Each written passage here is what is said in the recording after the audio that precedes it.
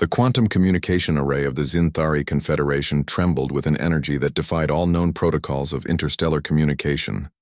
Senior Analyst Kravax, a being composed of intricate neural networks suspended in a delicate, crystalline matrix, felt his entire molecular structure vibrate with a mixture of confusion and growing anxiety. The signal had first appeared approximately 17.3 standard galactic cycles ago, traveling from a distant spiral arm of the galaxy, a region long considered too primitive and unstable to harbor any form of advanced intelligence. Preliminary scans had initially dismissed the transmission as random electromagnetic noise, the kind of background radiation that lesser civilizations might mistake for meaningful communication. But this was different. Kravax replayed the transmission for the 17,403rd time. Each iteration revealed new layers of complexity that simultaneously fascinated and terrified him. The signal was not a single organized communication, but a cacophonous blend of sounds that seemed to defy every known principle of deliberate information exchange. There were voices, hundreds of them, perhaps thousands, overlapping in what appeared to be simultaneous conversations. Bursts of what the xenolinguistic algorithms identified as laughter punctuated the transmission at irregular intervals. Musical sequences that seemed to follow no consistent harmonic structure wove in and out of the vocal patterns. At one point, there was a sound that the system could only classify as a child's birthday celebration, complete with what seemed to be a percussive instrument being struck repeatedly and discordant group vocalization. The source planet, designated EX-782 by the Confederation's Astronomical Division, was a geological nightmare. Preliminary long-range scans revealed a world in constant turmoil, massive tectonic plates that shifted with violent unpredictability, atmospheric systems that generated storms capable of obliterating entire continental regions, and an ecosystem so complex and competitive that it bordered on the mathematically improbable. Most Confederation species would have long since abandoned such a planet. The Velnar would have encased it in quantum stabilization fields. The crystalline harmonies would have simply relocated to a more serene environment. The gaseous confederacy would have determined the planet unworthy of even cursory investigation. But the transmission suggested something else entirely. Hidden within the chaotic signal were patterns, subtle, almost imperceptible, but undeniably present. Mathematical sequences that flickered between the sounds, complex information exchanges disguised as what seemed to be casual conversation. The beings generating this transmission were not just surviving on their violent world, they were thriving. Kravax's secondary neural cluster, responsible for threat assessment, began to overheat. The signal contained multiple layers of communication that defied traditional understanding. What appeared to be random noise was, in fact, a multi-layered information network of extraordinary complexity. Most disturbing was the tone of the transmission.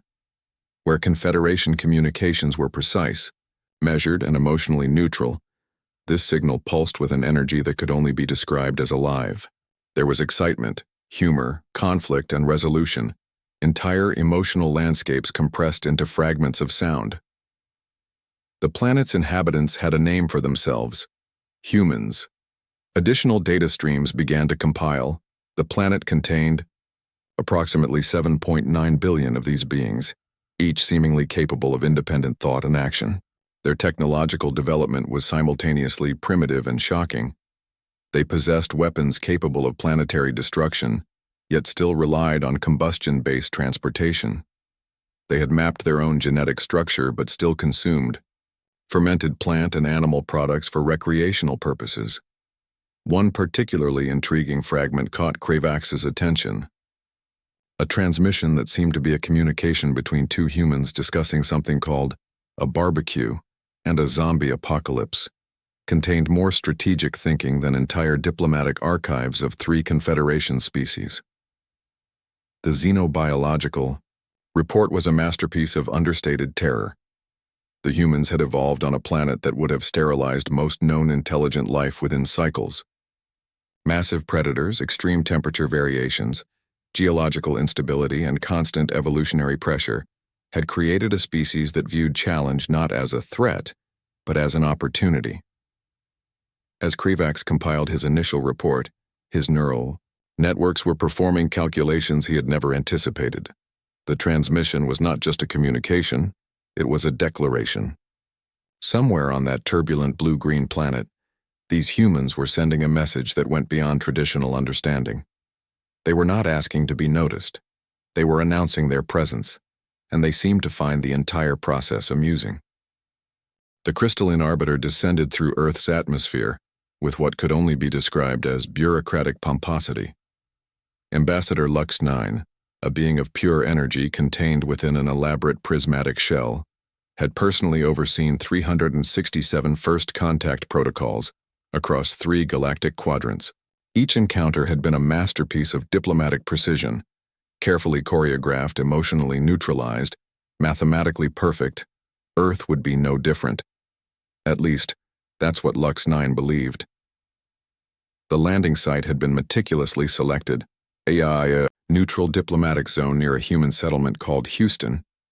Confederation protocols demanded a formal approach, a slow, measured descent, precise positioning, and an immediately transmitted mathematical greeting that would establish baseline communication parameters. What they received in response defied every conceivable expectation. As the crystalline arbiter's crystalline hull touched down, creating a perfect geometric impression in the grassy field, the first human response was not an official greeting. Instead, a sound erupted that the ship's linguistic algorithms struggled to classify, a combination of excitement, surprise, and what could only be described as pure, unbridled amusement.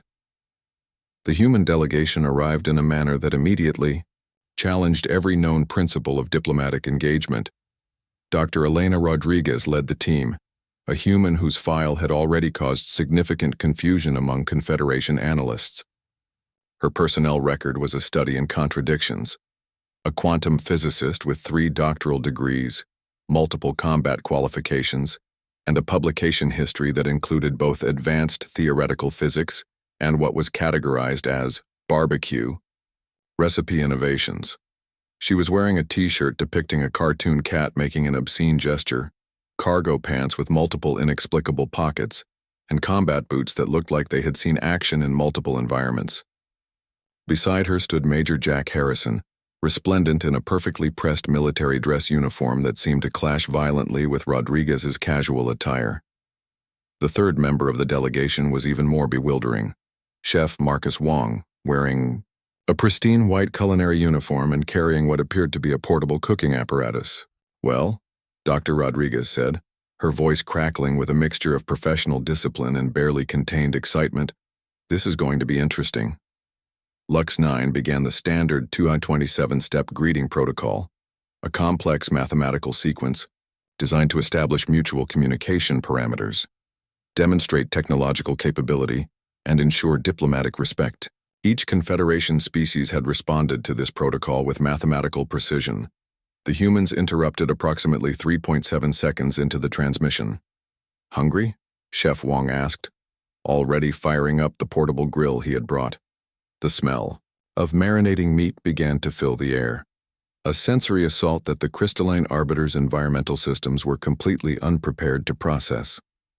Major Harrison, displaying what could only be described as professional irreverence, pulled out a small electronic device and began taking photographs.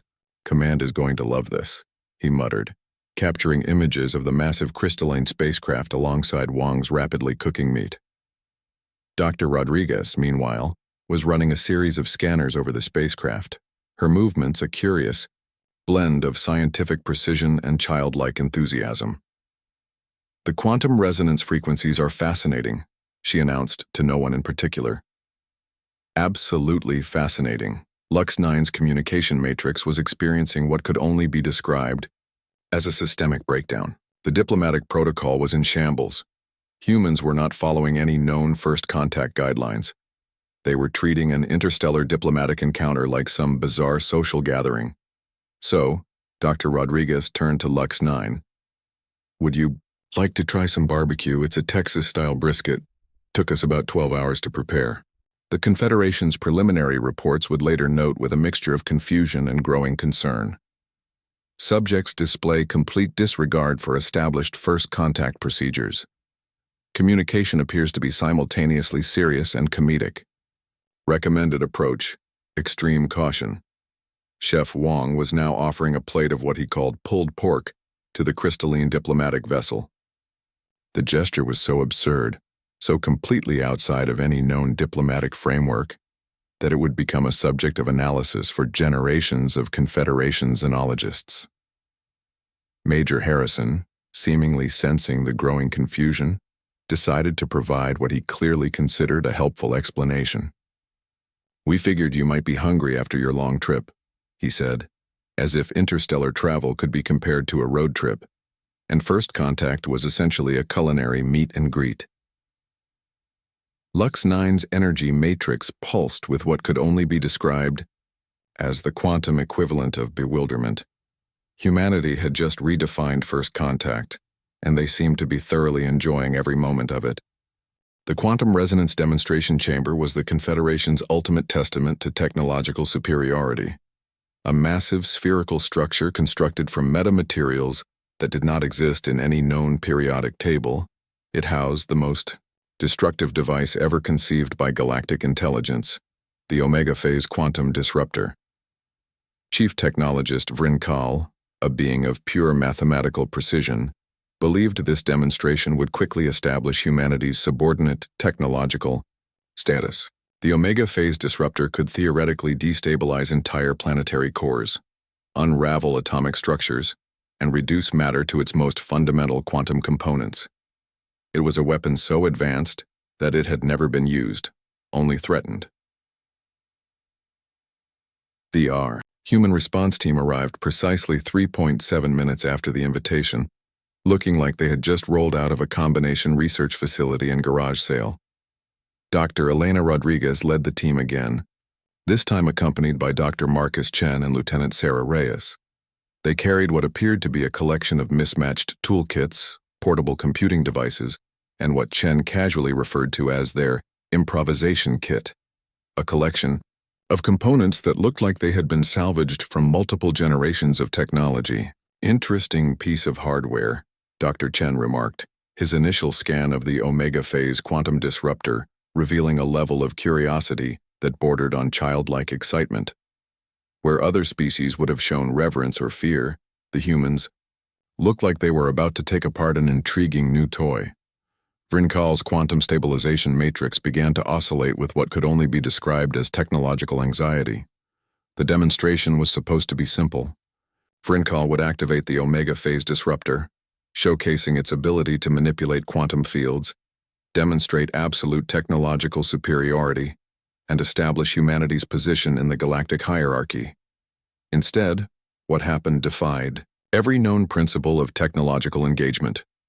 Within the first 17 minutes, Dr. Rodriguez had not only comprehended the device's basic quantum entanglement principles, but had begun sketching modifications on a tablet that looked like it had survived multiple battlefield conditions. Lieutenant Reyes was running diagnostics that peeled back layers of technological complexity the Confederation had considered incomprehensible. "The quantum coupling matrix is elegant," Dr. Chen muttered, "but the energy distribution is hilariously inefficient." Hilariously inefficient.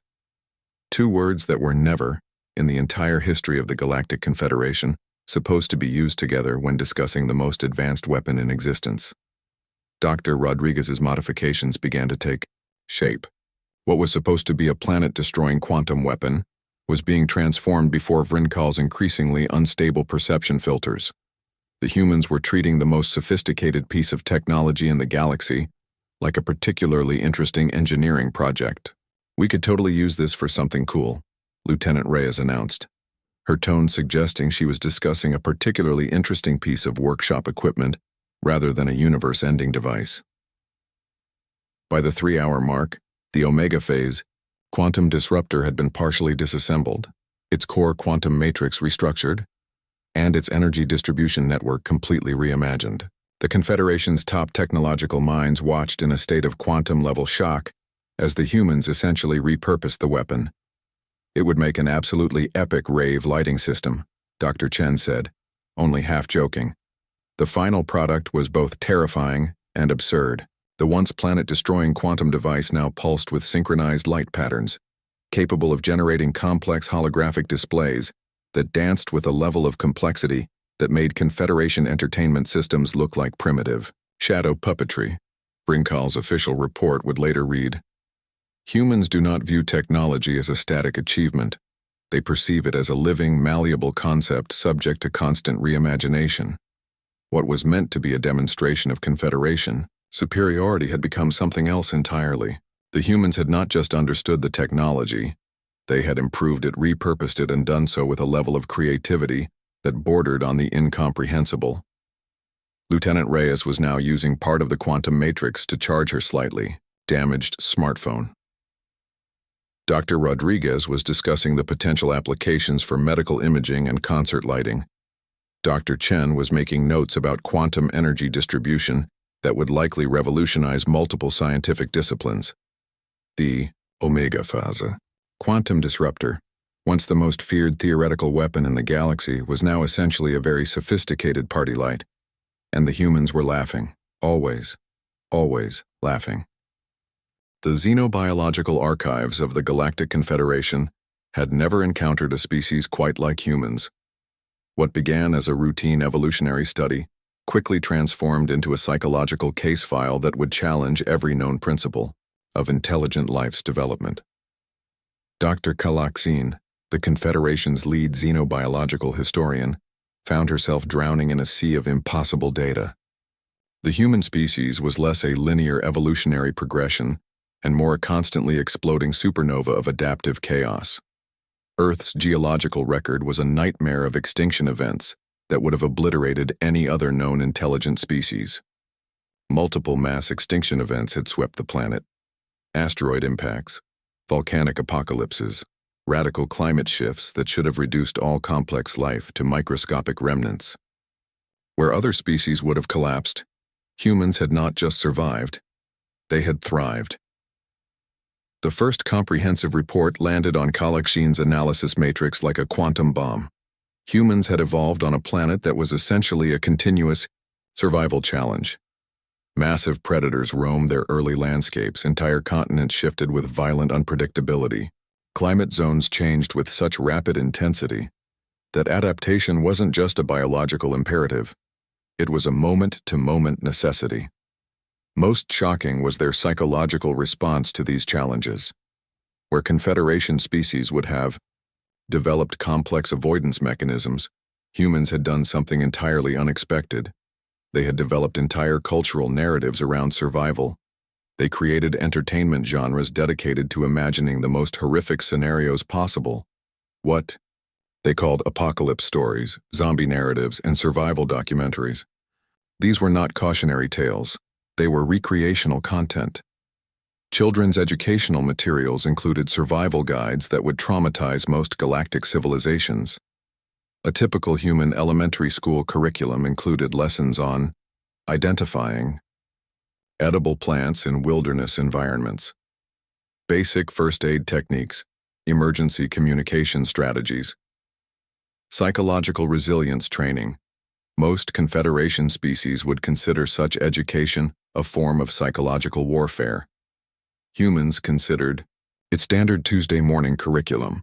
The psychological adaptation was even more remarkable. Human neurochemistry had developed a unique mechanism for transforming potential psychological paralysis into motivational energy. Where other species would experience fear as a debilitating emotion, humans had essentially weaponized it. Their medical records were a testament to this impossible adaptability. Individuals who had experienced what other species would consider terminal traumatic events would later describe these experiences with what could only be described as enthusiasm. Survivors of natural disasters, medical emergencies, and life-threatening situations often reported increased psychological resilience and what humans casually termed a great story to tell at parties. Calaxine's research revealed something even more disturbing. Humans didn't just survive challenges, they actively sought them out. They created entire recreational activities designed to simulate extreme stress environments. Extreme sports, involved deliberately placing oneself in potentially fatal scenarios for entertainment. Individuals would pay money to jump from perfectly functional aircraft, climb impossibly dangerous geological formations, and engage in physical competitions that would be considered suicidal by any other intelligent species. Their medical professionals had a term for this: stress inoculation. Where other species would develop elaborate psychological defense mechanisms, humans developed something far more dangerous: a cultural framework that transformed potential terror into an opportunity for growth, storytelling, and personal development. The D. Confederation's preliminary psychological profile read like a warning: human psychological profile. Threat response, conversion of fear into motivation. Stress mechanism, narrative creation and humor. Survival strategy, continuous adaptive reimagination. Recommendation, extreme caution. Most fascinating was their approach to technological and social challenges. Humans didn't just solve problems, they celebrated the problem-solving process. Entire cultural systems were built around the concept of overcoming seemingly insurmountable obstacles. Their historical records were not chronicles of peaceful development but epic narratives of continuous struggle and reinvention, where other species would have collapsed under similar environmental pressures. Humans had developed not just survival mechanisms, but entire philosophical and cultural frameworks that transformed survival into an art form. They studied volcanoes, not with fear, but with excitement. They built cities in hurricane zones. They transformed deadly environments into tourist destinations. They looked at geological instability and saw not a threat, but an opportunity. Dr. Kalachin's final notation in the report was both a scientific observation and a subtle warning. Humans are not just a species. They are a continuous state of becoming, an evolutionary process that transforms challenge into possibility, fear into fuel, and survival into an ongoing improvisational performance. The Confederation's understanding of intelligent life would never be the same. The Vornak hegemony had conquered 247 star systems with a precision that bordered on mathematical perfection. Their military doctrine was a symphony of cold calculation, each engagement a carefully orchestrated dance of technological superiority and strategic annihilation. They had never encountered anything like the human intervention. The conflict erupted in the Sigma Quadrant's contested border region, a space typically reserved for Confederation diplomatic maneuvering and careful political negotiations. The Vornak had launched what they considered a standard territorial expansion: complete planetary subjugation, systematic resource extraction, total cultural suppression. What they received was something entirely unexpected. A small human task force arrived with what could only be described as a combination of professional military precision and what the Vornak tactical analysis systems could only classify as recreational enthusiasm. Major Sarah Reyes led the team, a command structure that defied every known military protocol. Her squad consisted of individuals who seemed more like a collection of highly specialized professionals playing an elaborate strategic game than a traditional military unit. Dr. Marcus Chen, technically a civilian researcher, was integrated into the tactical team. Lieutenant Jack Rodriguez handled what appeared to be both advanced weaponry and a portable music system. Their communication was a bizarre mixture of professional military terminology and what sounded like continuous inside jokes. The Vornak first became aware of the human presence when their primary invasion fleet encountered a series of obstacles that defied all known tactical modeling. Their initial attack run was met with a response that broke every principle of military engagement. Instead of a standard defensive posture, the humans appeared to be treating the entire conflict like an elaborate, high-stakes game. Their tactical responses were so unconventional that Vornak battle algorithms began to experience what could only be described as computational confusion. Major Reyes's first communication with the Vornak command was itself a psychological weapon. "Gentlemen," she transmitted, her voice carrying a mixture of professional discipline and what could only be described as amusement, "we're going to have a conversation about territorial boundaries. And trust me, you're not going to enjoy this as much as we will. The humans used the environment itself as a weapon. They didn't just fight the Vornak, they reimagined the entire concept of military engagement. Asteroid fields became improvisational defensive positions. Planetary atmospheres were transformed into tactical advantages. Communication networks were turned into psychological warfare platforms. Lieutenant Rodriguez's music system became an unexpected tactical tool. Military-grade communication jamming was interwoven with what the Vornak systems identified as 20th-century rock music, a sonic assault that somehow simultaneously disrupted their communication networks and maintained a rhythmic beat. Dr. Chen's scientific background transformed standard military equipment into something far more dangerous. Sensor arrays became elaborate misdirection systems. Communication protocols were turned into psychological manipulation networks. The Vornak discovered that humans didn't just fight wars, they performed them.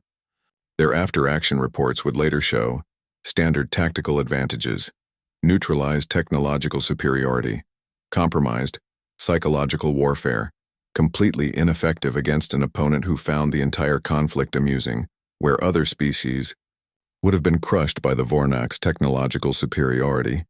Humans saw an opportunity for what they casually termed a target-rich environment. Major Reyes's tactical briefing to her team sounded more like a game strategy session than a military operation. Okay, team, we've got a bunch of folks who think they're going to have an easy day. Let's make this interesting. The conflict lasted 72 hours. By the end, the Vornak had not just been defeated, they had been comprehensively humiliated.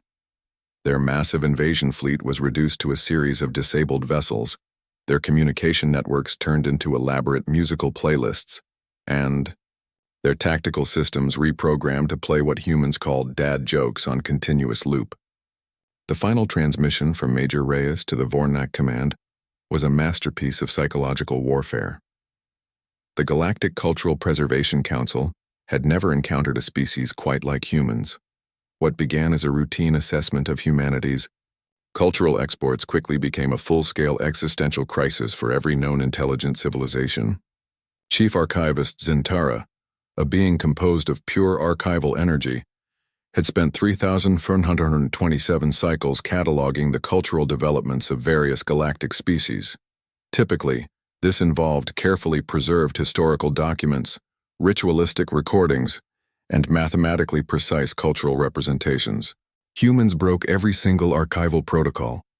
Their cultural exports arrived like a quantum tsunami, unpredictable, chaotic, and utterly impossible to categorize.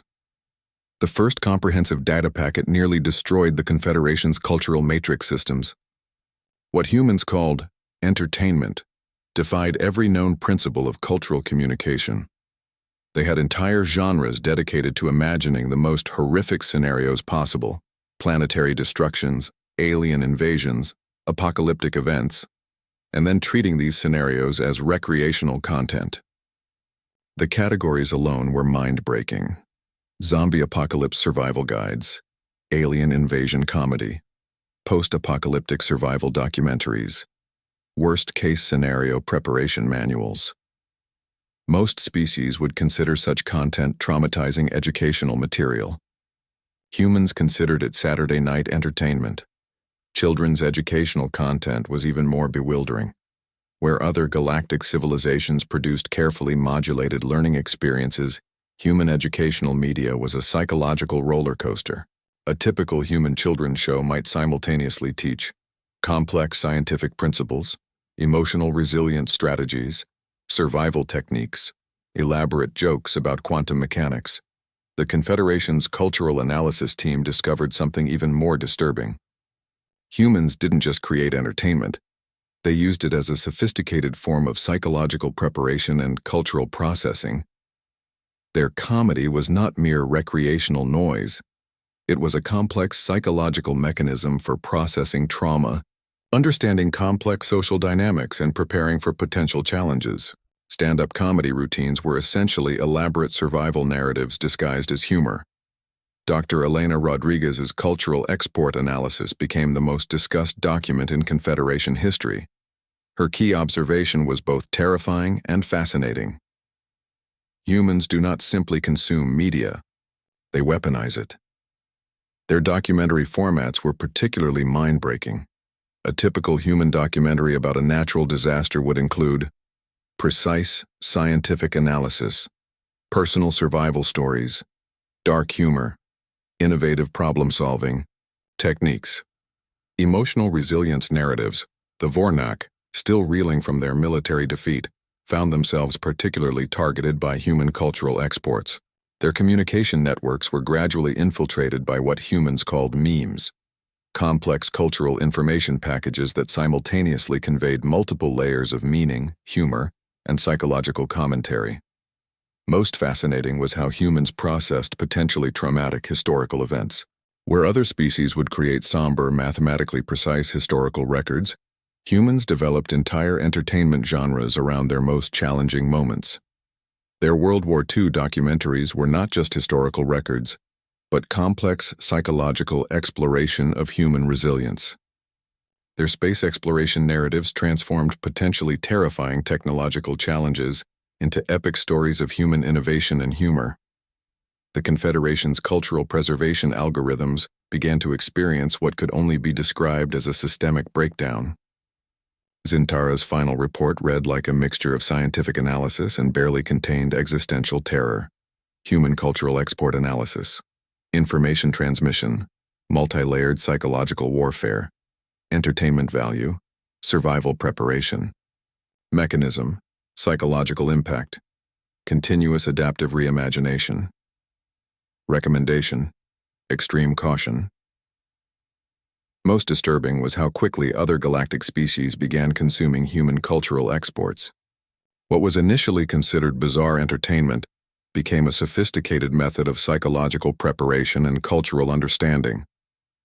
A Velnar diplomatic attaché was caught watching what humans called a sitcom, a format that simultaneously explored complex social dynamics, personal growth, and what appeared to be elaborate jokes about human social interactions. When questioned, the attaché's response was both shocking and telling. It's educational and surprisingly funny. The humans, of course, found the entire situation hilarious. Their cultural exports were not just entertainment. They were a form of soft diplomatic engagement, a psychological inoculation, and an elaborate joke, all simultaneously. Somewhere, a human was definitely writing a comedy routine about first contact, and they were absolutely going to make it hysterically funny. Thanks for playing. We had fun.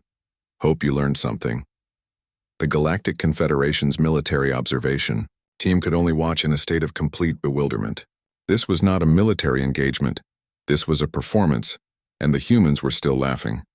Somewhere, a human was definitely making a documentary about this, probably with an incredibly inappropriate soundtrack.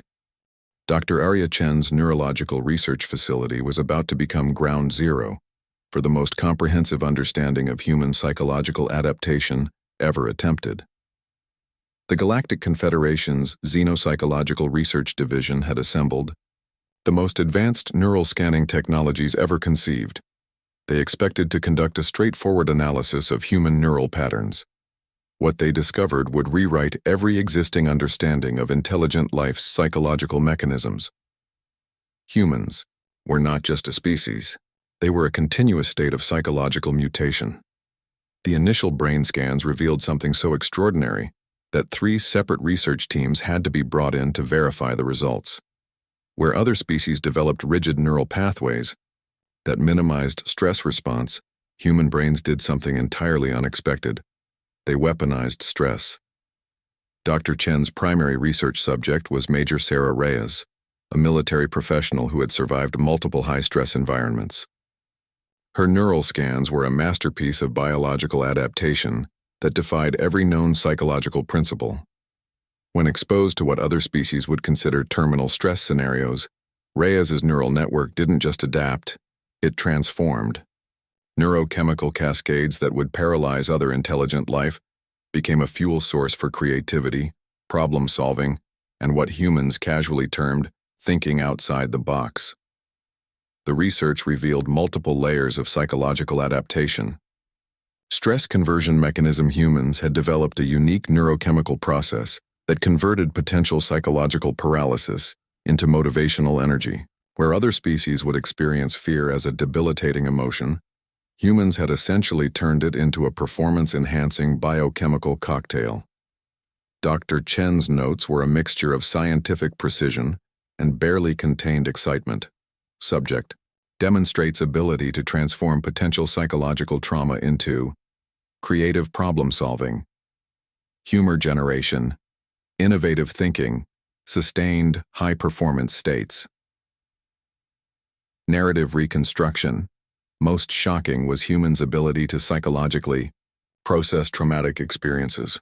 Where other species would develop complex avoidance mechanisms, humans created entire narrative frameworks that transformed potential psychological damage into personal growth stories. A typical human response to a near-fatal experience wasn't terror. It was an elaborate story they would later tell with what could only be described as enthusiasm. Lieutenant Marcus Rodriguez's combat psychological profile was a perfect example. A near-death experience during a military engagement was processed not as a traumatic event, but as the most interesting thing that happened that week. Humor as psychological armor. The Confederation's psychological warfare experts discovered their most terrifying weapon was utterly ineffective against humans. Traditional psychological manipulation techniques that had subdued 372 different species simply bounced off human psychological defenses. Humans didn't just resist psychological warfare, they found it amusing. Dr. Chen's final psychological profile read like a warning. Human psychological profile, stress response, conversion to motivational energy, psychological defense, narrative reconstruction, primary coping mechanism, humor generation, recommendation, psychological engagement, impossible. The research team's most mind-breaking discovery was the neural plasticity of human psychological responses. Where other species developed fixed response patterns, humans had essentially turned their entire neural network into a continuous adaptation machine. A demonstration with Major Reyes perfectly illustrated this. Standard psychological stress test scenario. Catastrophic mission failure. Near total personal resource loss. Potential existential threat. Human response. Immediate humor. Generation. Rapid problem-solving initiation. Narrative framework. Construction. Performance. State activation. The Confederation's top psychological warfare experts could only watch in a state of complete bewilderment. This was not a defensive mechanism. This was a continuous state of psychological evolution. Dr. Chen's final notation was both a scientific observation and a subtle warning. Humans do not simply survive psychological challenges, they weaponize them. They turn potential psychological destruction into a fuel source for innovation, creativity, and what can only be described as an absolutely terrifying form of enthusiasm. The most mind-breaking moment came during a final interview with Major Reyes. When asked about her ability to maintain psychological stability under extreme stress, she simply laughed and said, "Stress? This is just another Tuesday." And she meant it. Somewhere, a human was definitely writing a comedy routine about psychological research, and they were absolutely going to make it hilarious. The Galactic Confederation Quantum Assembly had never experienced a moment of such comprehensive existential recalibration. What began as a routine assessment of humanity's potential galactic role had transformed into a complete reimagining of intelligent life's fundamental principles. The emergency session had been ongoing for 72 continuous cycles, an unprecedented duration that spoke to the magnitude of human impact. Grand Archival Coordinator Zintara's comprehensive report lay at the center of the assembly, a document that would forever mark the moment everything changed. Humanity had not conquered the galaxy through traditional means. They had something far more dangerous, a continuous state of adaptive, creative existence that defied every known principle of intelligent development. The evidence was overwhelming. Technological adaptation. Humans had demonstrated an ability to not just understand advanced technologies, but to immediately conceptualize their most creative and often completely unexpected applications. The Confederation's most advanced quantum disruptor had been transformed into a sophisticated lighting system. Their most complex communication networks became platforms for what they called memes, information packets that simultaneously carried scientific data, psychological insights, and elaborate jokes. Psychological resilience. Where other species developed rigid survival mechanisms, humans had turned psychological challenge into a continuous innovation engine. Their neural networks didn't just adapt, they weaponized potential psychological destruction, converting stress into fuel for creativity, humor, and unprecedented problem-solving. Cultural engagement. Human cultural exports had become a form of soft diplomatic invasion. Their entertainment wasn't just media, it was a sophisticated psychological inoculation system. Documentaries, comedy routines, and fictional narratives became elaborate mechanisms for processing complex social dynamics, preparing for potential challenges, and maintaining psychological resilience. Military approach. The Vornak conflict had revealed a military doctrine that was less about destruction and more about continuous psychological reimagination. Humans didn't just fight wars, they performed them, turning potential conflict into an elaborate improvisational engagement that was simultaneously serious and utterly amusing. Grand Coordinator Zintara's final notation captured the essence of humanity's unique position: humanity assessment. Conquest method, continuous creative adaptation, primary weapon, weaponized enthusiasm, diplomatic approach, simultaneous seriousness and humor, galactic impact, comprehensive paradigm transformation. Recommendation: do not antagonize, approach with caution, expect the unexpected. The Confederation's oldest member species, the crystalline Velnar, had a particularly revealing response. Their representative, who had observed 12,000 cycles of galactic development, simply stated, "They are not a species, they are a continuous state of becoming." Humanity had achieved something unprecedented. They hadn't sought galactic dominance through traditional means, military conquest, technological superiority, or diplomatic manipulation. They had simply existed in a way that was so fundamentally different, so continuously adaptive, that other species could only watch in a state of complete bewilderment. Their approach to galactic engagement was itself a form of soft conquest. They didn't demand submission, they fascinated. Their cultural exports, their technological approaches, their psychological mechanisms were so utterly unique that other species found themselves voluntarily adapting human perspectives. A Vornak. Military analysts still processing their comprehensive defeat had submitted a report that became an instant classic across galactic communication networks. Humans do not conquer, they invite, and somehow that is far more dangerous. The final assembly vote was unprecedented. Humanity was not classified as a potential threat or a developing species. They were categorized as a fundamental galactic variable, a species that didn't just participate in galactic dynamics but continuously redefined them.